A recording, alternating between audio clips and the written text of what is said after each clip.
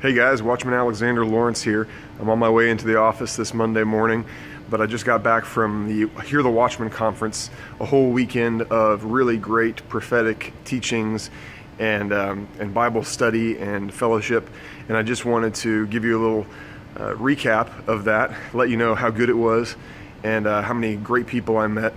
You know, just to try to boil it down is difficult because there were so many different speakers talking about so many different things. It was really quite the buffet table of ideas and topics.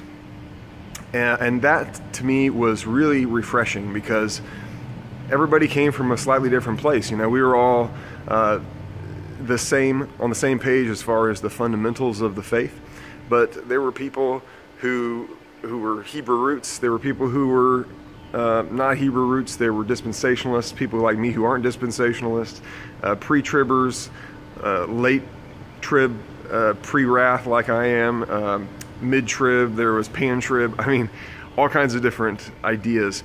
And yet we were able to come together and worship the Lord and have fellowship and unity. And there were no huge arguments that broke out. Some people had to sort of shrug their shoulders about certain questions or just do a face slap and sort of let it go. But that's okay. You know, there are things that are foundational and there are things that aren't. I had a really good talk with Lisa Haven's dad while I was there, and some of it ended up being about the timing of the rapture. And you know, I brought some questions up to him that I don't think I got a good answer out of him. I mean, he tried his best. I just didn't think it made a whole lot of sense, but I was asking him things about you know, certain scriptures, but more than that, just a sort of overarching logic questions like, you know, why is it that certain people go through tribulation in this world right now who are very faithful people, and they don't get saved from that stuff, they don't get saved from persecution and martyrdom, and yet we're thinking that we're going to get taken out before the tribulation gets bad worldwide. I don't understand that way of thinking because it's not like we're any more worthy. It's not like the people, the Christians living today, are better than the ones in the first century who were horribly persecuted, or the ones right now in the Middle East that are being horribly persecuted. So I divide tribulation and wrath. I say we won't be under the wrath of God. We will be saved from that, certainly. Doesn't mean we have to be taken out of the world, but we will be saved from any kind of supernatural wrath coming from the throne of God during that period leading up to the wedding of the Lamb. And the tribulation that comes from the world, that comes from Satan, is a whole different story. And there's nothing to say in the scriptures that we won't have that. In fact, Yeshua said, you will have tribulation in this world. So the idea that we'll go out of here before that, and that the people who missed it, but who come to the Lord later, will have to go through it, it doesn't seem fair to me. It doesn't seem like God, who is a righteous and just and impartial God, would do something like that, because everyone gets the same treatment. You know, whether you came to faith you know, before a certain time period in history or after, it's all the same process. Okay, and he's not going to say, oh, you kind of missed your opportunity, so now you don't get to partake. Another thing is, if the rapture happens, say 7 years before the end, that means the wedding, sorry, there's a plane going over.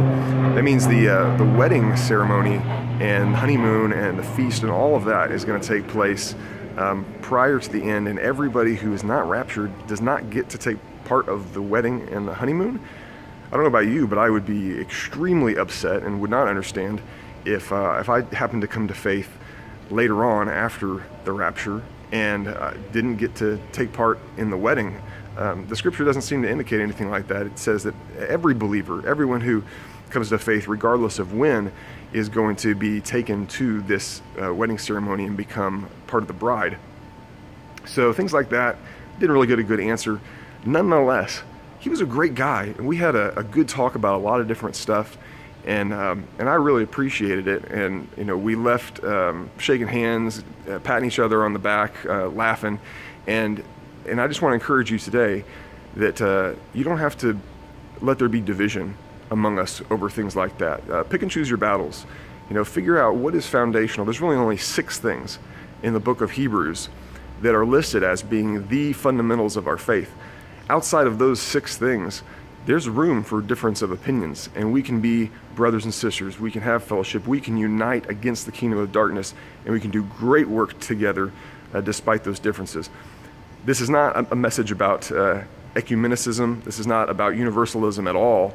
There are things that we have to stand firm on, but the Bible tells us what those things are, and the other stuff, you know, we can lighten up a little bit. Anyway, a lot of great speakers. Josh Tolley knocked it out of the park. Derek Gilbert had some really interesting stuff to say. I loved Dr. Lake's presentation. I got to meet him and talk with him for quite a while, and I was honored to do that. He's a brilliant guy. I couldn't even list all the other people that I met and all of the attendees who were so nice and who took the time to talk to me and ask me questions.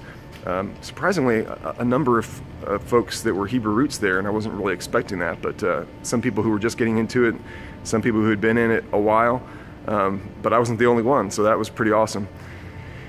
And yeah, I would like to spend some time later and maybe go into a little bit more depth about some of the presentations and what they were saying. Right now I got to get to work, but thanks for listening, and be good.